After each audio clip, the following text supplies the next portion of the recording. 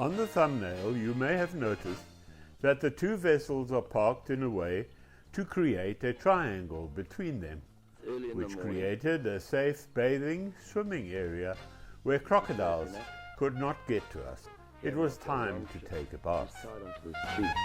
Before leaving our anchorage near the tree in the water, we discovered to our dismay that we had overnight become lodged on another submerged tree, which we could not see. Lovely, it's windless this morning. We've seen some water buck, you can see they're right in the water there.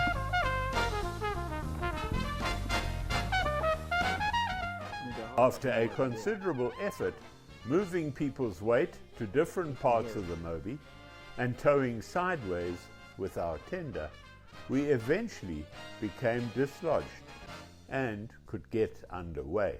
We're on this beautiful island, parked here. As you can see, Hogarth pulled the whole tree out with his boat. He hooked it by the roots and pulled it out. We've got the speedboat parked behind it. Hogarth and them are going to go because of our consistent fuel problems. And during the course of the day, I took a quick run to the Bumi Hills Lodge, where I was able to augment our depleted fuel supply and hopefully also resolve the problems we were experiencing with the jelly in our fuel. It's about 15 kilometers away.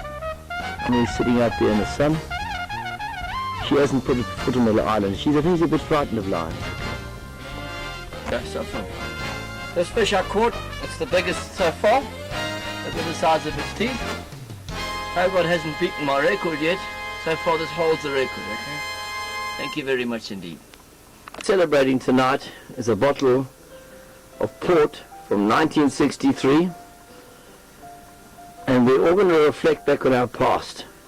It also has to do with the big fish that I caught. This created the situation. And we're going to kick off with Hogarth. Hogarth, I don't know whether I can read that label there. Let's bring it forward. 1963 port. Hogarth has kept this enormous... What's the size of that bottle, Hogarth? 1.5 liters. 1.5 liters of port.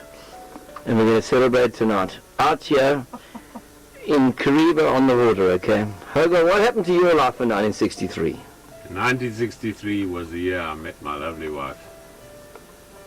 We met in a swimming pool and we couldn't take our eyes off one another. And that's where it all started.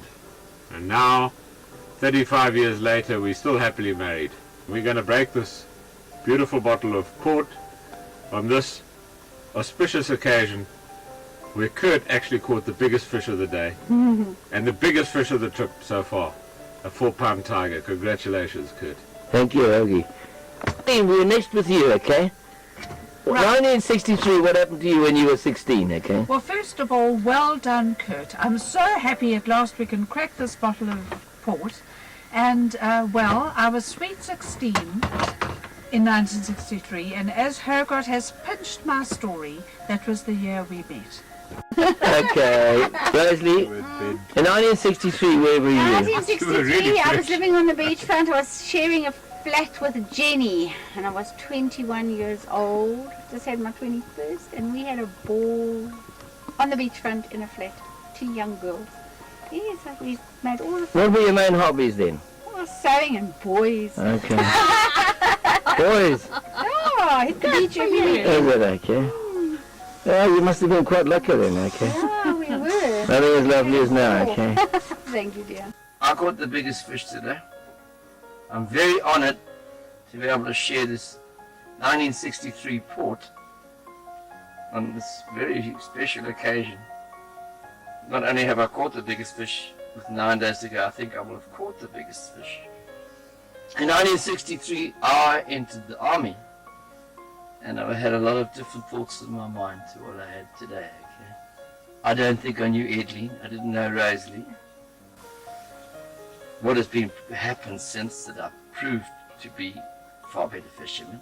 This is obvious, okay?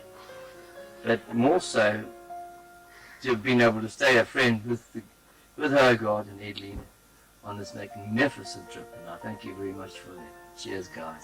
Thank Cheers. you.